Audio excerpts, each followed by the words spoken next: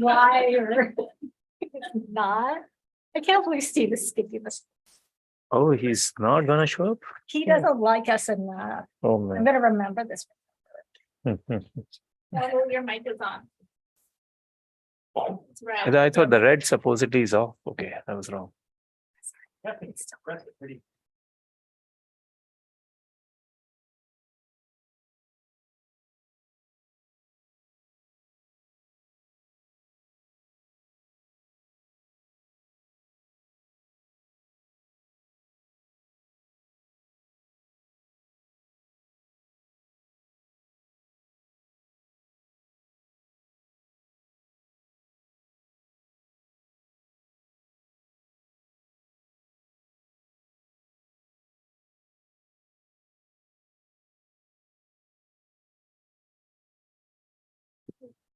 Hi, good evening. Let's call to order the Board of Library Trustees meeting of April 3rd, 2023 at 7 p.m. Before we get started, I'd like to remind board members of some procedural items for this meeting. During the meeting, remote participants will remain muted when not speaking. If remote participants have a question or comment, please use the raise hand feature. Speakers will be called upon to speak one at a time. Members of the public may participate in person, online, or by telephone to provide public comment. Please submit a speaker card to the recording officer in person or use the raise hand feature online to request to speak or *9 on a telephone. Location and teleconference meeting details are available on the meeting agenda. Captions are available to viewers accessing this meeting via Zoom. Captions can be displayed or hidden using the live transcript button. Comments on matters not on the agenda must be submitted prior to the time I call the item for oral communications. Comments and agenda items must be submitted prior to the time I close the public hearing on the agenda item. Speakers are requested to keep their comments to no more than 3 minutes, and time limits will be strictly enforced. Guidelines are posted on the city's website and on the meeting agenda. Please join me in the salute to the flag.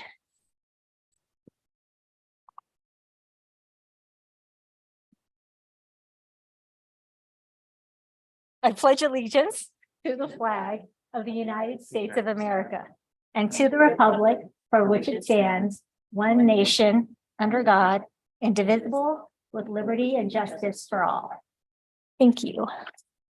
So we'll move on to the roll call. Recording officer, may we please have the roll call?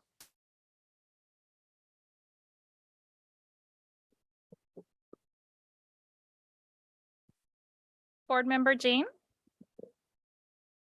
Present. board member Jitakonda, Present. Chair Wong, Present. Vice Chair Isaac, Present. board members present. All right, thank you. Before we begin the presentations, I'd like to introduce a new Board of Trustees board member, Amina Jitakonda, joins tonight in her first meeting, and we welcome her and look forward to working with you. Thank you. So we'll move on to our first presentation of the evening. It's 23-0470, Early Learning Initiatives. May we have the staff presentation, please?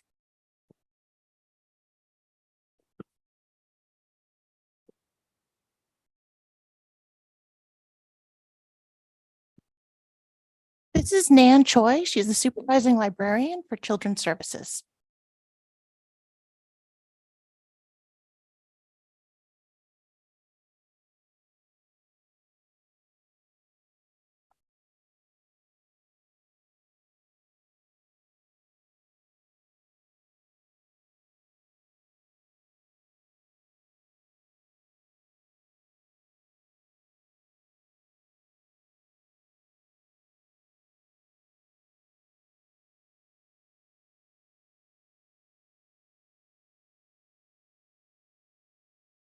Okay, good evening. I'm Nan Choi, Supervising Librarian of Children and Teen Services. And tonight I just wanted to give you a recap of what we're doing for early learning and children ages 0 to 5. One of the big compliments of the last year is that we got a grant from the California State Library, and it is for Early Learning Hub and Services for Children 0 to 5. And our grant was called A Sunny Place for Growing Readers. And I'm here to give you an update as well as the other things that we're doing for this age group. One of the aspects of this grant was an early learning hub, which is a space inside the library, inside the children's area, that will be a learning center for young children. And in this space, there will be books, a really cool Everbright sensory light. I don't know, it's not a toy, but children use it to learn colors, patterns, exercise creativity. It's 9 feet by 2 feet, and it's on the wall, just at the height of our youngest patrons. It'll also have manipulatives that are learning based. So it's not just, although play is important, we want our manipulatives to be intentional. And with all of the equipment and toys, we'll have some signage to say what they're used for, what the children can gain out of it. In addition to the Everbright, there's sensory walls that children can use to learn, group. And then in addition to those things, there's dramatic play, because play is learning for children this age. So they'll be able to pretend to be different doctors or lawyers, kitchens, play school. And then the first one is books. So there will be a little reading corner for children. And the picture that you see there was donated by one of our community partners, Bring Me a Book. And unfortunately, I just got news today that the founder passed away. And she had just done a program for us last year. So I was really shocked and saddened, because she created this whole foundation on her own with her own money, and then found funding with other partners. So, but we do have a program called Book Cubby that is happening this Friday. And I'll talk more about that in a few minutes. Oh, and the Learning Hub, we're hoping it'll open this summer. And then along with that is for people who can't come to the Learning Hub, we have items to check out. One is Storytime to Go kits, which we already have, but the grant allowed us to have more, and including for the new kits, we're planning on having new themes specifically geared for, again, 0 to 5 years old, as well as additional languages. We're hoping to create a couple in Mandarin. Right now, most of them are bilingual, Spanish and English, but we're hoping to expand that to other languages, and starting with Mandarin, because we have a large Mandarin speaking population that I think that this would be good for. Launch pads are educational tablets. This is also an existing collection, but the grant allowed us to buy 26 additional tablets. Again, the ones that we had were for all ages up through 5th grade, but the new tablets really are focused on ages 3 to 6.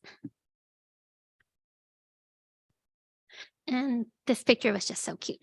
So the third component of the grant is programs. And in this section, it's not just programs sponsored by the grants, but what the library is doing for, again, this age of 0 to 5 early learning. So we have story times. With the pandemic, we kind of cut them down, but with people coming back to the library, we are reinstituting. So by May, we'll have 5 story times weekly, and that's from 3, including ones for babies. We're doing parenting workshops from community groups, outside speakers, and working with recreation services. And working with recreation services, we're also doing community events like programs at Magical Bridge Playground, which is an inclusive playground at Fair Oaks. And with our community partners, we're doing music and movement classes for children. They're for children 2 to 5. But starting in October, we'll have a series for 0 to 2-year-olds as well. And then librarians are doing stories and crafts. And First 5 is also doing, not First 5, sorry. CHAC, the Community Health Awareness Council, is also doing stories and crafts for us on a monthly basis. Our community partners, there are many. I mentioned Bring Me a Book. Judy Koch was the one that founded that foundation, and sadly, she did pass away recently.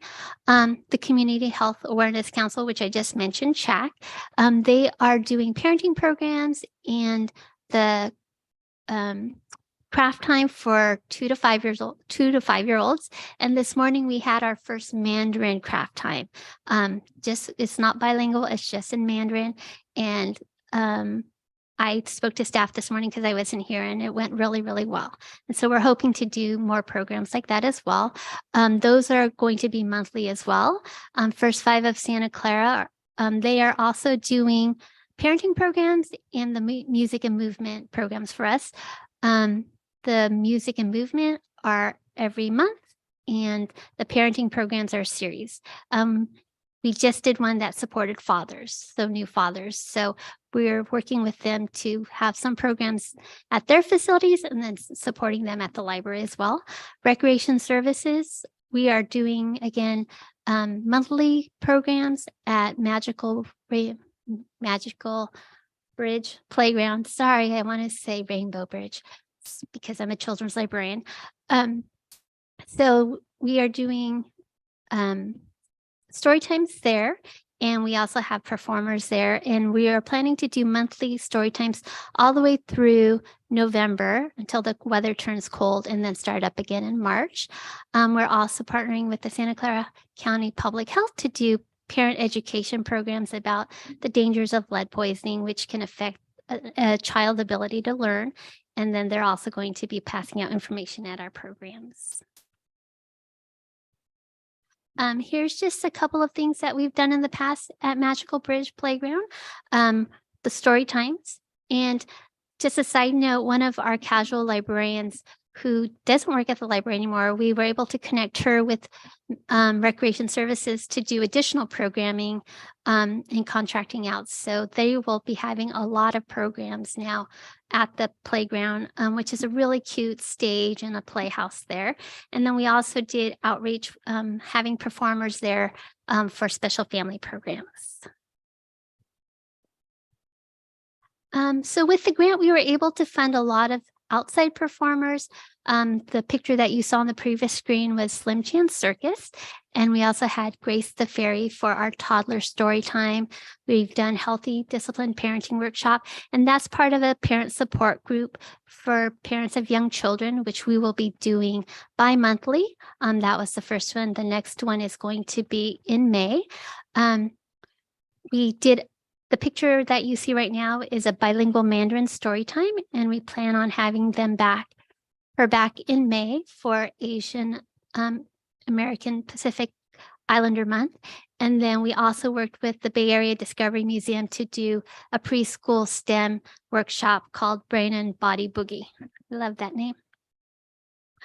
And then for library staff, we've reinstituted Baby Lap Sit. We were doing it monthly, but the parents really love this program. In a week in a child's life that young is a lot. So in May, we're doing them weekly. And we used to do Baby Lap Sit before the pandemic, but now it's also a stay and play for parents to be able to network after, for children to learn through play. We have toys and manipulatives, some of which are funded by the grant as well. And then these are programs from our partners.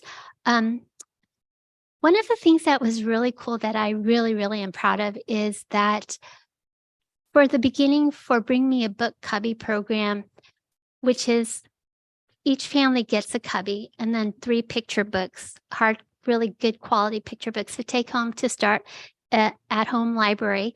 And because we wanted it to go to families that really it would be beneficial to, we advertised it only through First Five and CHAC.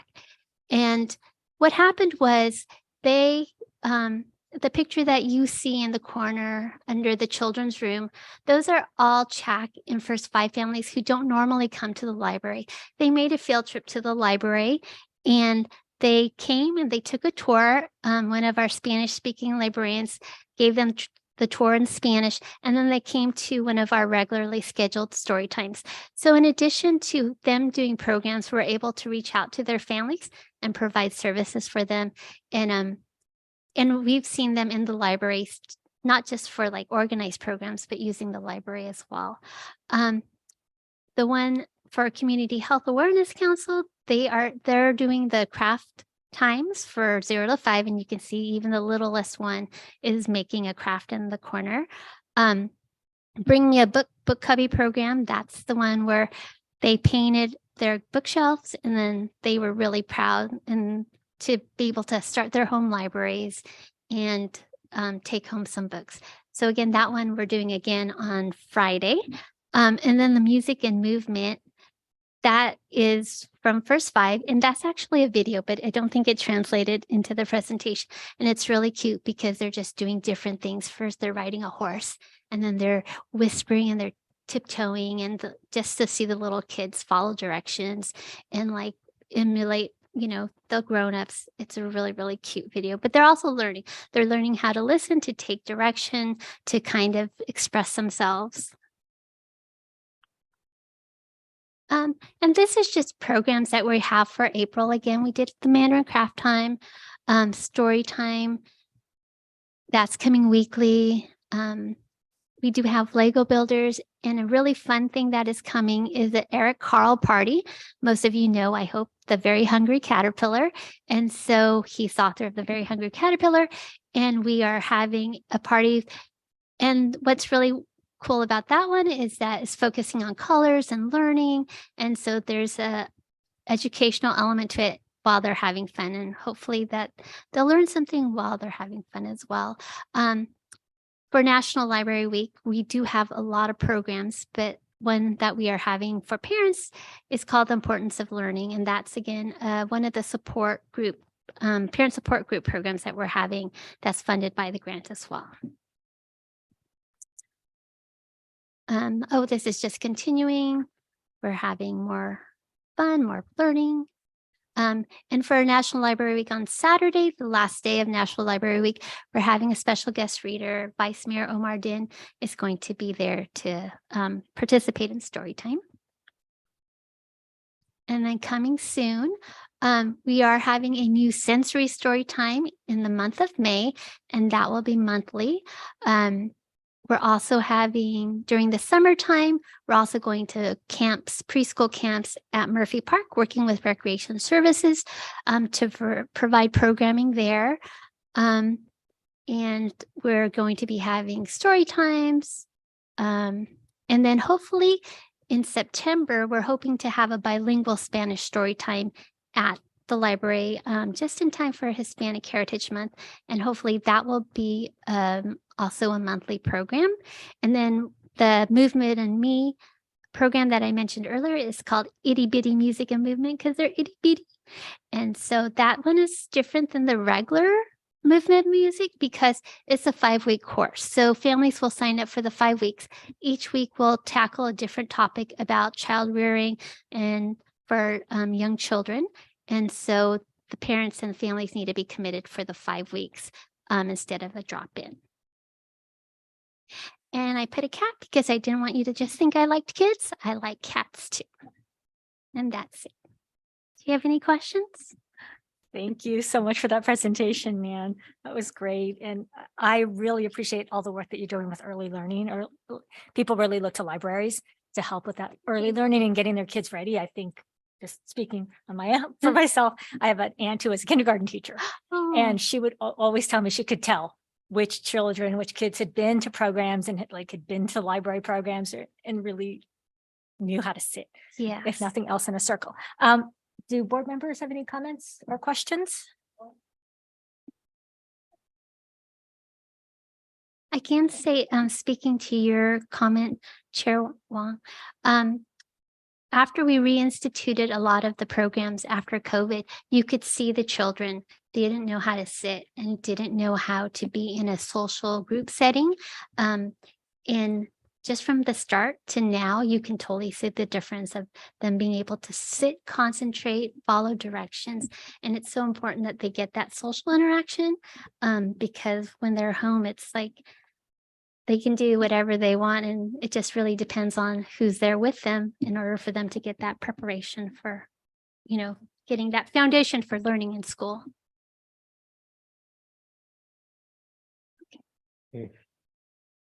Board member Isaac? Yeah, I want to thank you also for all the work you're doing. And I was just curious if Well, how many story times a week did you have pre-pandemic? We had 7. 2 were on the same day. No, we had 7. Yeah, 2 must have been on the same day because there's only 7 days in the week.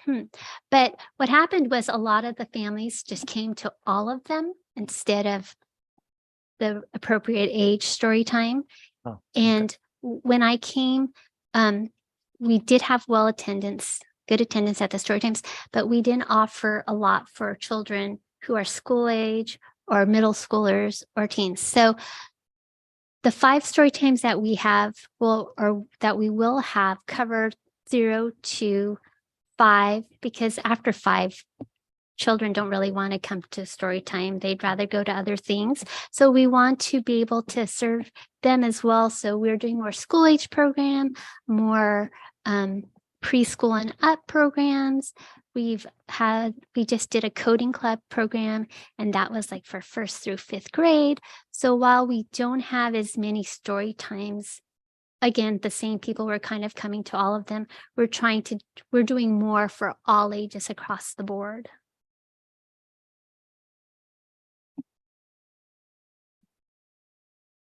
Sure. So I think you mentioned a grant, Mhm. and is that mainly for equipment or was it also for other purposes? It actually is for a lot of different purposes. One is staffing. So as staff are able to do programs and buy materials, and do work supporting the grant, that we're able to backfill with casual librarians to do the service desk. It also pays for materials like the Storytime to Go kits, the launch pads, the toys for the baby lap, sit, stay and play, and then the room. So there's money for the room, for all of the contents in the room. And then there's also money, I mentioned that Everbright, so Everbright, that yeah. it paid for that as well as the installation of it. And in a couple of weeks, 4 staff members are going to a conference in Santa Clara focused on early childhood education. So it's also paying for that too. I see. And the grant continues till what time? It's a 2-year grant. So it started last year. So we have 1 more year and it ends March 2024. Okay, got it. So there, I think you mentioned there will be additional staffing. So that's more like a part-time staffing to support that. There's a part-time vacancy. So one of our part-time librarians got promoted. And so we're still looking to fill those vacancies. And once we get all the vacancies filled, we'll have more staff to do outreach and do more programs and do more collection development. Okay, I was trying to connect it to the grant. So the grant will ultimately expire, but you have that won't impact the staffing. No, and the nice thing about this grant, it sets the foundation. So when we want to continue these partnerships, maintain the room, maintain the programs, it's really easy to transition to that. So the services that we want to continue are not dependent on the grant. It just enabled us to get started and put everything in place. Got it. Thank you. That's great. Thank you. Any other questions? Thank you for the wonderful presentation. I Thank love you. the visuals.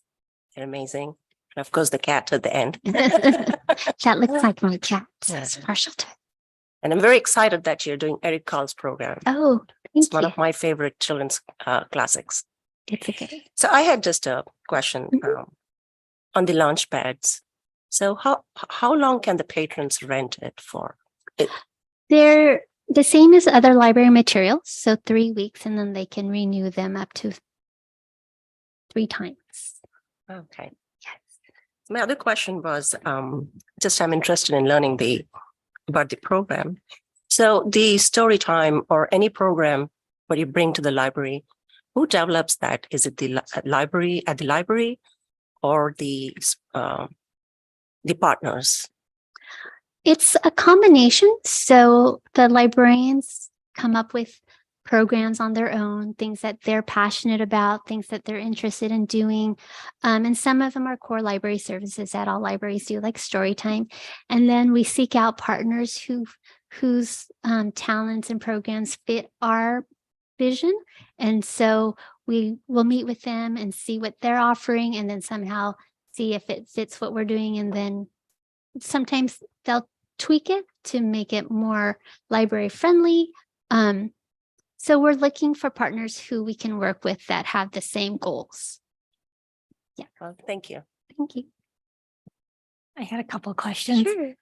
Going back to the learning hub, you had mentioned that you were hoping to open it this summer. Mhm. What might keep it from opening on time? I'm just Actually, I'm really confident that it will open this summer. Probably one of the important elements that would kind of, I don't want to even say delay, because we're having original artwork done for the room, and it's going to be done by the same artist that already has done work in the children's room to kind of give it a consistent aesthetic. But we can open the room without that. So what was kind of the delay was the Everbright piece. That's a really big piece, and we just got that in March.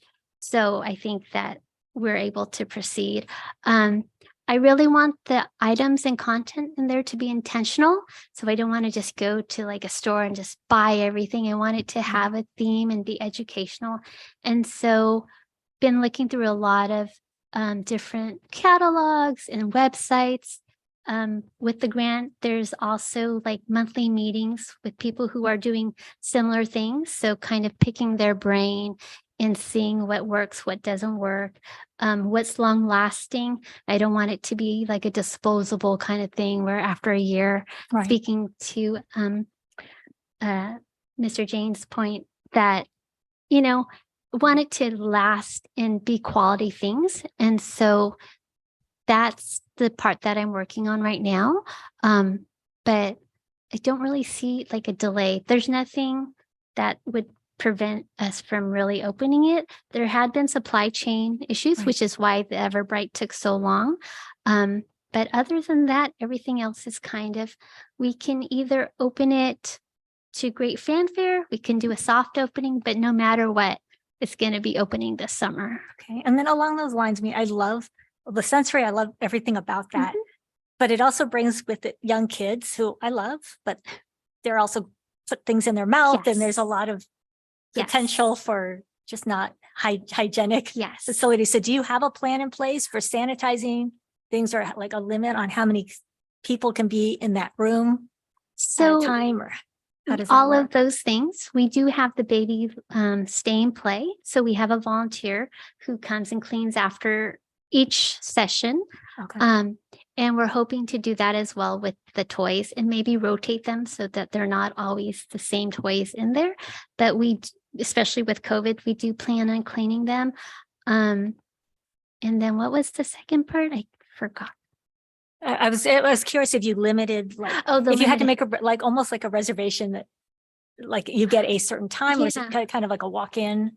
It's drop-in really, but what we had thought maybe putting a capacity sign, especially when I applied for this grant, COVID was still in full swing. So we did want there to be able to be space for people to move around and not be so closed. But if you come to our programs now, you know that people are in there and they're kind of close because they're just having so much fun that they're like, okay. But I think we want to put a capacity, so to limit and not have it just jam packed full of kids, because it doesn't really go to the quality of their experience there as well if they're like competing with other children and they don't have space to learn. So we definitely do want to limit the number of people in there at one time, but not reservation, because with young children, you don't know when you can get out, and you pack them up and you're like, I'm here and I can't go in because I don't have a reservation. That wouldn't make me happy. So we're trying to be as flexible as we can. Okay, thank you. And then going back, because this is great, it's a grant funding, and I know grants are all about metrics and recording how many people are using it and how many are unduplicated individuals. How are you managing or tracking those kind of metrics for this, or just for programs in general? We do a survey after each program. So we do just have the numbers, the attendees. One of the outcomes that they've been promoting at the state library is more like experience and anecdotal. So it doesn't have to be all about, you know, how many people came to this program? Was it a success? Because a lot of the programs, it's how well does the child do? Is the child engaged? Are the parents learning from the parenting programs? If the parenting program is not like, you know, 50 people, but like 10 show up, but they all walk away with something that they didn't know before, we would consider that a success. And so does the state library. Okay, thank you. Did you? You covered it. Okay, sorry, couple more questions. I was taking notes. I love that you guys, that their story times are at the Magical Bridge Playground because that's a beautiful facility. Yeah. But in the past, you also did story times at Washington Park. Mhm. Are you not doing those are we shifting everything to the They're Magical? separate. And Bridge, for okay. Washington Park, are you talking about the summer program? Yeah. Is So that those separate? are separate. Okay. So Washington Park this summer will do 3 Thursday night programs. But with the branch coming up, we're also trying to expose patrons more to North Sunnyvale. So we'll be doing 4 family nights at Lakewood Park, which is very close to where the new branch will be. And then the new branch will be opening in 2024. So we're hoping to do more programming in North Sunnyvale, but they're for all ages, Right. families. So the story times at Magical Bridge are really intended for the young children who go there, who aren't in preschool, because it's in the morning at 11. So it's really for a different target group. But no, we are still doing those things as well. I just wasn't sure. Yeah. And then last question, what is sensory story time? So if you've been to story time, you know, there's a librarian there and it's interactive. They do finger plays and songs. Sensory story time is trying to have the children have experiences with like maybe a scarf, maybe a hula hoop, jumping sounds so awful. Maybe going through a hula hoop or with a musical instrument that they can shake, that they can hear. So instead of just being kind of a performer and then the children, it's more like a group that they can experience things through touch, smell. I don't know. I don't want to say smell, but touch and like feeling, which is the same thing, but sound. So using different senses to experience the story time. So like maybe there's more manipulatives and they'll be smaller because with sensory story time, for some of the children, being in large groups is also not a good thing because they get sensory overload or overstimulated. So we're hoping that these story times will be smaller, more intimate, and then the children will be able to experience like using different instruments or toys. Okay, thank you. Yes. Any other questions, comments? Okay. Nan, thank you so much Okay. for the presentation. It Thank was you. really enjoyed it. Okay, thank you. Thank Vice you. Chair Isaac has his hand raised. Do you not have a question? You never Oh, took okay. it down. Just I was just lowered it. ignoring him because I knew. Thank you so much. We'll move on to the next presentation, 23-0471 National Library Week. May we have the staff presentation? Hi there. Yes, I'm delighted to be here. I am Shaughnessy Dunkley, Supervising Librarian for Adult Services, and I'll be talking a little bit about National Library Week, which is a celebration of libraries throughout the nation. Obviously, National Library Week, where we can have wonderful things come with libraries. Let me tell you a little bit more about it. Is it not working? Okay, thank you. So National Library Week is going to be celebrated at the end of April, from April 23rd through 29th. And this particular year's theme is There's More to the Story. As library trustees, you may already know that there's more to the library than books. But for other folks, they may not be aware. So we want to let them know that, hey, it's more than books. You can come out and you can check out a Wi-Fi hotspot. You can check out a Chromebook. You can go to a story time. You can learn about workforce development. So there's more to the story of libraries than just books. So this particular topic is to show just how broad and varied the offerings of each library are. And just to talk a little bit more about that, it was first observed in 1958. And so this year is the 65th anniversary. And the first theme was Wake Up and Read, which I think is pretty cool. But there's more to the story, it's pretty good too. Okay, so for staff, we're going to be celebrating them. For National Libraries Week, for National Library Workers Day on Tuesday, we're going to have a little staff potluck. And then all week, we're going to actually have staff also celebrate books and the things that they love about the library. So we're going to have them make buttons to talk about the favorite books or favorite movies or favorite music that they like, and invite patrons to come and talk to them, and to spark that conversation of sharing and really building the community.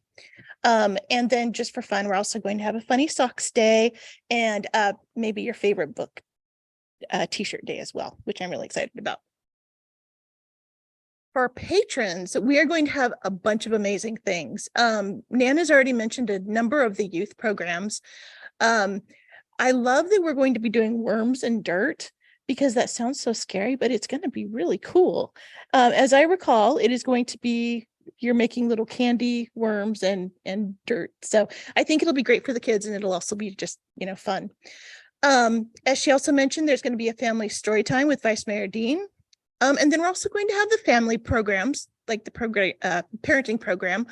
But what I really like is that we're going to have a pajama party on Thursday of National Library Week. It's going to be so much fun. I already have staff who asked if they could wear their pajamas, and I was like, yeah, you totally can. So I know Nan is getting her bunny slippers ready too. We're also going to have some virtual and in-person library tours. It's always a pleasure for folks who haven't been in the library and seen how things kind of work in the background, for them to come in and actually be able to see how things are sorted out and how the books don't magically go back to the shelves. But so it's pretty neat. And then finally, we're also going to invite patrons to draw their dream library, just so we can get an idea of what might the future of libraries look like if patrons could draw their dream library. All right, so that is my brief presentation on National Library Week. Does anybody have any questions?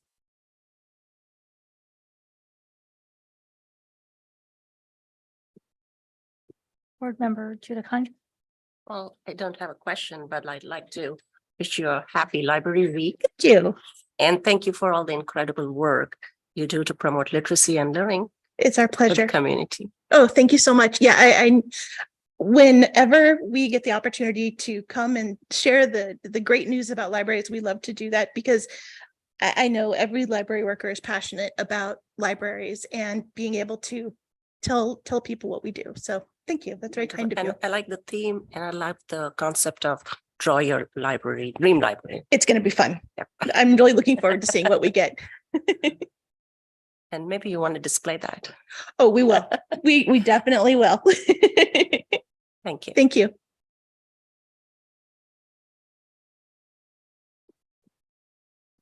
Questions, comments?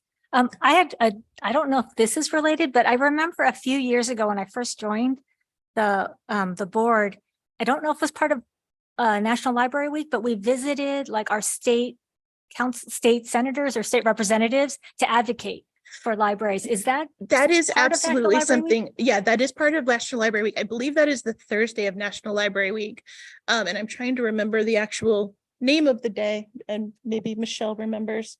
But there is an opportunity for you to contact representatives and senators to tell them how great the library is. Right. There is going to be a legislative day, and Oh, right now we're working as a group in the Bay Area. So it's not just each library trying to do it, to go in groups to different legislators and talk about libraries. So it might not happen just that Thursday, but we'll keep you up to date on when we have those meetings Okay. for our local legislators. That would be great, because even if it's something like, even if we had like a form letter or like a standard kind of a form letter that you give us that we could customize, that we could send. We I can do feel that. like more advocacy, like they actually do kind of pay attention, even though it seems like such a silly thing. What I found is they actually do listen, and they pay attention to letters they receive. And so if you gave us something that we could like give us like the bare bones of something that we could personalize, I think. Sure. And I'd we be also happy have, we're just finalizing a one sheet on the new Lakewood Library. So that is also something you can include in there. Yeah, something like that would be great. Thank you. Okay, thank you. Thank you so much. You're Janice. I welcome. appreciate it. It's We're my pleasure. excited for National Library Week, Very because excited. we want more people to know. So if there's a Exactly. way to promote that, that'd be great. And I think you're going to I'm stay up next there again, for our next yes. presentation, 23-0472, Friends of the Sunnyvale Public Library update. Oh, sorry. I'm sorry. Before we move on to that, I did not notice Board Member Isaac. Yeah, you reminded me with your question on the legal issue of visiting legislature. You're probably aware the Internet Archive has a lawsuit going about the renting of digital books. Mhm. And I wonder if this library is involved in any way in spreading awareness of that issue. We do our best to let people to spread information as it's needed at the point of contact. So I don't know if Michelle wants to speak a little Yeah, bit to we this. haven't put out any kind of press release or anything like that. It really wouldn't be in our role to do that. However, there has been an ongoing struggle with ebook pricing and publishers having unfortunately having rights to an entire author and only one publisher has it, or one ebook vendor has it. So that makes it very difficult. And the pricing they have, because they have that exclusivity, the pricing is, a book is $20 and an ebook can be 60 or 80. So yeah, there's been a fight with the ebook publishers for probably a decade. Okay. And also just don't be surprised if I'm poking in my nose and people's lapels looking what pins they're wearing during that. That's what they're there for. They're going to be nice and big. Social distancing. Sorry about that. Okay, so now we'll move on to the next presentation, 23-0472, Friends of the Sunnyvale Public Library update. So the Friends of the Sunnyvale Public Library are amazing, as Vice Chair Isaac can attest to, as he is also a member of it. So the Friends, it's okay. You can see there in that little half circle, that is one of the book sales that took place outside. And you can see the little girl or little person with their books under their arm. And that is so emblematic of what the Friends do, is the joy that they spread through providing books and all sorts of things to the community. So I love it. So you're going to hear me be effusive about the Friends as well, because they're a wonderful group of people. So, as I said, amazing library supporters, and they provide money for everything. They cheer library staff on, and they are really some of our most passionate library supporters. Many of the volunteers there are coming in on a weekly basis, if not more frequently, just to go through the items that have been donated, that the library has not added to the collection, so that they can price them and sort them and get them ready for sales, so that they can have their wonderful pop-up sales or their actual book sales, and then bring that revenue back to the library. So it's just incredible. The Friends have been around for a while. When I did some research on this, I was so delighted to see the Friends group was formed on June 9th of 1965, and they have been around for a little while. And if you'll see that picture, you'll see there on the very left is City Manager Thomas Sweetie. Right there in the middle is City Librarian Colin Lucas. And then the library trustee is Mrs. Robert Johnson. So Mrs. Robert Johnson was a trustee, and she was one of the people who helped to create the Friends and to get going. So they're looking at one of the architecture books that was given to the library as part of the first Friends donation. With their first book sale, they raised about a couple $100, and now their bi-monthly 2-day book sales regularly bring in thousands of dollars. It is a wonderful, just an amazing machine of what they do to make these book sales happen. It's so well oiled, and it just keeps going. So it's wonderful. So as we mentioned before, the Friends do a lot of things. Some of the things that Nan mentioned, where the grant isn't covered, the Friends are the folks who help us out with that. They buy craft supplies. They provide money for performers. They basically underwrite the entire summer reading program and winter reading programs. They are just amazing. I'm sorry, I keep saying how amazing they are because I love them. They're really great. And so they also, over the past 20 years, the Friends have provided the library more than $1 million in support. And we're just very, very, very grateful. We would not be as robust as we are without the support of the Friends.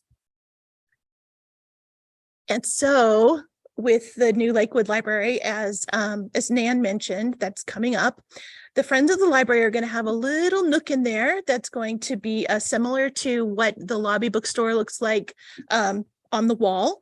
But we're also hoping that we can continue to have them just come and visit us and have more, continue to have a lot of events there and to activate that space for the Friends as well. So I'm very excited about the Friends. Is there anything I can help you with, or is there anything that I can pitch over to Vice Chair Isaac as well? Board Member Jean? Oh, yes. So one question, I wasn't sure how the Friends of Library underwrite events.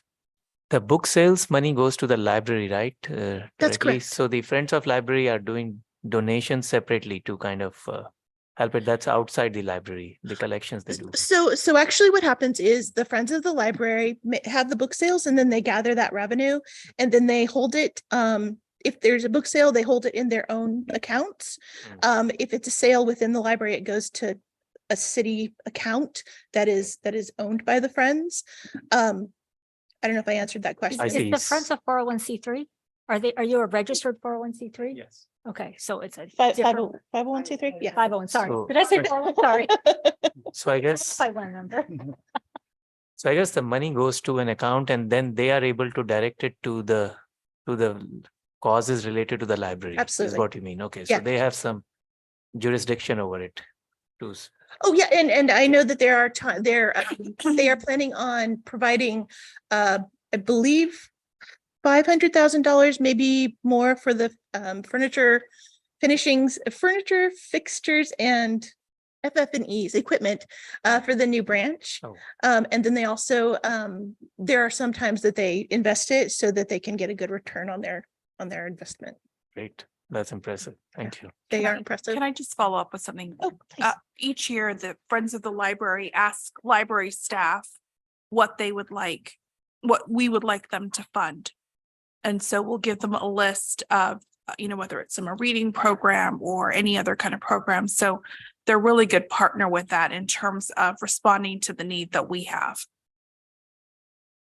But if I may ask, how many members do we have in Friends of Sunnyvale Public Library? That's a difficult question to answer because there's active and non-active. I think there's well, I really have no idea how many non-active members there are, well over 100, I'm sure. And maybe 40 active members. Okay, that's pretty. And at least 2 of the most active live in the same, well, blocks from the branch where the branch library is. Yeah. You'll get some of them there. Oh, yeah, the Lakewood. Okay. Yeah. And one other thing that we do sometimes, a corporation or something wants to donate to the library, but there's legal problems donating directly to the library. So they donate to the Friends, which is for 501c3, and Okay, the corporation gets the write-off and the library gets the money anyway. that's great. And they do the taxes also. Yeah. I know 501c3 taxes are fun. That's good. Thank you.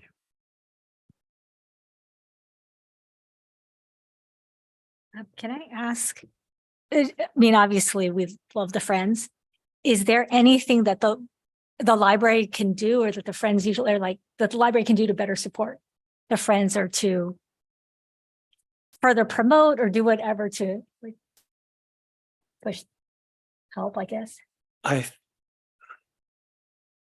think the library already bends over backwards to support us. So I was going to ask if you need anything from us during National Library Week, like, so to hand out for people asking about volunteering for the Friends. I think that would be delightful. So I will work with you offline to get that. I think that would be a great idea. I would love to do that. Thank you. It's a great idea. I'm going to make one comment, and you can kill me for this one, Board Member Isaac. But I noticed that the Friends of the Sunnyvale Library are not donors to Silicon Valley Reads this year. So There's been some Is there a reason? some cross communication going on that. So that is something that is a discussion that has been a little ongoing. So Okay. there's been some cross communication between places. I So didn't yes. want to get anybody in trouble, but I was No. like, wait, No, not it's there. yeah. Okay, thank you. Sorry. You're welcome to volunteer, join the board, make sure it happens. I looked at the website. I thought that was pretty good. Any other comments, questions on this presentation? No comment, but just going to the question about the proprietorship of Friends of Sunnyvale Library. So let's say there's membership from Sunnyvale member. So that membership goes to the Friends of Library. So I know they do have a membership, yearly membership, and I think a lifelong membership, Friends of Library. Yes. So that again goes in the general fund of Friends of Library, Sunnyvale Library. How does that? I can let Vice Chair Isaac Yeah. speak to this, but yeah. Membership money goes into the same account as the other donations and book sales. So and then the library gives us a wish list, and we pay for stuff as it comes up. That's good. I like the membership. Then you get to fill in your books, the bag. I like that part. Oh, the I just bag started sale subs- is very popular. Very popular. Yeah, I like that. I just started subscribing. So Wonderful. Okay. Wonderful. thank you. Great. Thank you so much, Shaughnessy. Thank Appreciate you. your work on both of these presentations. My They were pleasure. great. Thank you. Thank you. So we'll move on to oral communications. Members of the public will now have an opportunity to address the Board of Library Trustees on topics not listed on tonight's agenda. This section is limited to 15 minutes and may be extended or continued after the public hearings, general business section of the agenda. Individuals are limited to one appearance with a maximum of up to 3 minutes per speaker. A reminder to the public, please submit a speaker card to the recording officer, raise your digital hand now, or dial *9 on a telephone if you wish to address the Board of Library Trustees. I will call on members of the public participating in person first, then the recording officer will ask remote participants to unmute their microphone when it is their turn to address the Board of Library Trustees. Speakers will have 3 minutes to speak. For members in person, we have a timer with lights. Green means go, yellow means 30 seconds, remain, and red means stop. Do we have any? We have nobody wishing to speak at this time. Thank you. Okay, then I'll go ahead and close oral communications. Sorry. We'll move on to the consent calendar. I will go ahead and open public comment on consent calendar items. Members of the public wishing to address the Board of Library Trustees, please submit a speaker card to the recording officer, use the raise hand feature now, or dial *9 on a telephone to indicate you wish to speak. I will call on members of the public participating in person first. Then the recording officer will ask remote participants to unmute their microphone when it is their turn to address the Board of Library Trustees. Speakers will have 3 minutes to speak. For members in person, we have a timer with lights. Green means go, yellow means 30 seconds remain, and red means stop. We have any members of the public? Nobody at this time. Thank you. So I will now ask for a motion, for my colleagues to approve the minutes of the agenda from our last meeting. May I have a motion? Yeah, motion to approve the consent calendar. Oh, sorry. So we are approving the minutes of the meeting? Yes. Okay, I raise a motion to approve the minutes of. Thank you. Do we have a second motion? I second that. Thank you. Recording officer, please conduct a roll call vote. Board member Jitakonda? Oh, you have to. Should I be abstain, abstaining? yeah. Vice Chair Isaac? Yes. Chair Wong? Yes, Board member Jane? Yes. The motion passes 3-0. thank you. So we'll move on to non-agenda items and comments. A reminder to my colleagues to use the raise hand button to indicate they wish to speak. Does anybody have any non-agenda items or comments? Oh. Board member Isaac? Yes, actually, I have two. First one is just a question that actually someone asked me today. Is the Lakewood Park going to be renovated the same time the branch library is constructed? There is a plan for that. However, I don't want to get too far into the details here since it's not on the agenda. So next time we can do an update on the Lakewood branch and include that. Okay. And my second question is about the sign on the new sign on the corner of Olive and Pastoria. I'm concerned that it doesn't mention the library at all. And the number on it, I think, is, It's a civic center. Okay, Yeah. thank you. yeah. Yeah, agreed. It was confusing for me today to see that where is the library? Okay, any other? Okay, so I had a couple questions and I know that the library had a library card contest with our sister library, which was amazing. I didn't see any promotion. I was expecting like some Instagram posts or more promotion about like, we have these new library designs and we can come in and get a new library card with a design. So I was just wondering if maybe I missed those or those were in the plans because those were great. Yeah, there were quite a few posts about it. But obviously we'll need to do a few more. Okay, if because you I'm didn't on see it. Instagram. Yeah, we'll check. Well, you were at the Okay. event too. So. Yeah, but I was just because I was Yeah. so excited at the event. It was like, these Uh-huh. are great. And then I was telling my daughter to look for them and Yeah, we'll we check didn't into see- that. Okay, thank you. And then I have a question. This is a little odd, but I was curious, GPT has been getting a lot, like there's a lot of talk about it. And I'm curious if as librarians, we're getting a lot more questions from patrons or like if we're running to people coming to the library and saying, how do I use this? What do I We need haven't training? had questions from Okay. patrons as yet. But with Chat GPT, it's kind of on your own, right? It's the wild, wild west. So they probably wouldn't be asking us. They'd just be using Chat GPT. Okay, Yeah. And I am aware that there are a number of professions who are concerned about it, including college professors who may be wondering where their next essay is coming from. So there are a lot of concerns about it that are kind of floating in the ether.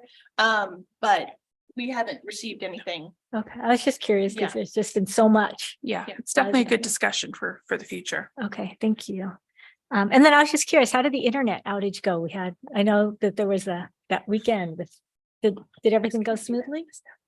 Yeah, stay tuned. You'll get that in a moment. Okay. Okay, does anyone else have I don't comments? know why I'm seeing participants had raised hands for a moment, but I mean, sorry, attendees in there. No, I don't.